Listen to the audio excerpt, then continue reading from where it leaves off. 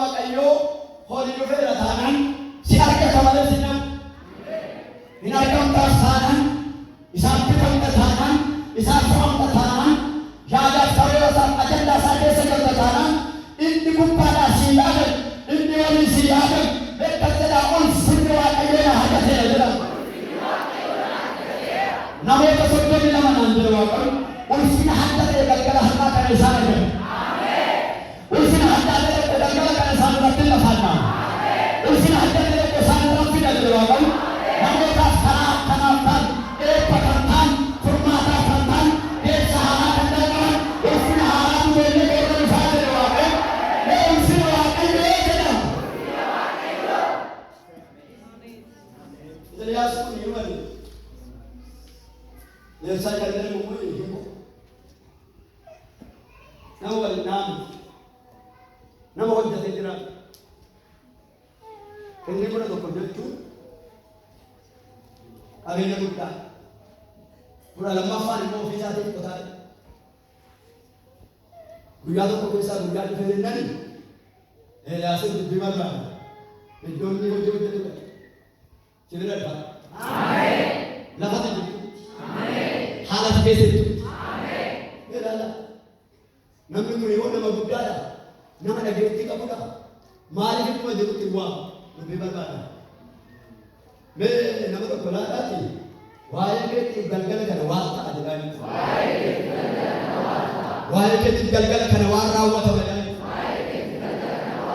Waa'ee keetti galgala kana waan dhageessaa jedhani.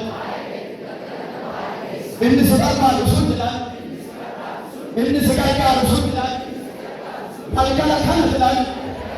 Lafuma ati jirtutti jedhani. Siree dhufaa jedhani. Siree dhafaa jedhani. Sirraa moo haqqan moo jedhani. Bakka qonna qotutti dhageetu uffata darbatee jedhan hin dhabne darbe. Si eebbisi. Inni si yaadame si dhabi. Dachaa si haa haqamu. Yaa Waaqayyo jedha. Ulfina naa yaaddo jedha. Eebba naa yaaddo jedha. Milkaa'ina naa yaaddo jedha. Dachaa waliin irra fidi jedha. Naa argatu na dhabii jedha. Si eebbisaan ulfinni si hin yaadame. Maqaa Gooftaa Yesuusiin dachaa si haa haqamu. Dachaa si irra haa bulu. Dachaa si haa haqamu. Eenyu haqatee jedha. Sana booddee yommus Elsaa'i qotiyyoota isaa achitti dhiisee Eeliyaas duukaa fiige.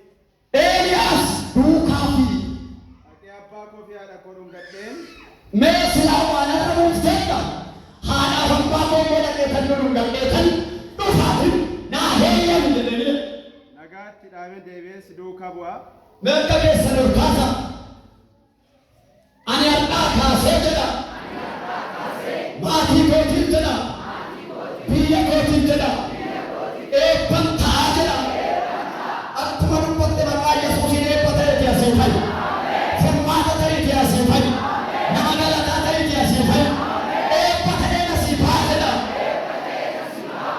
maatii kana dhageetu nagaan dhaabeetu arraba qofaan sin hin gaggeessu qo'a jedhetu ximdii 11 keessa 12ffaa isa ofii isaatiitti qotaa ture sana moofara sana falaxeen qotiyyoota sana lattuu aleen koottaa ta'a maal goona hin nyaattu nan beeku.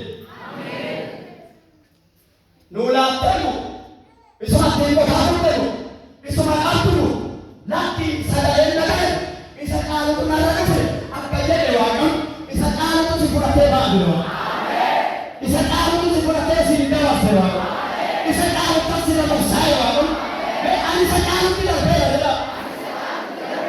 Namoota iddootti geeddaruu qaban Waaqni. Namoota ulfinatti dabarsuu qaban Waaqni.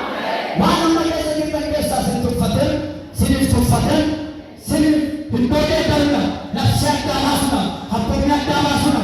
Waan amma keessa jiru waan gammaaddu keessa turresan waan akka nan jedheedha.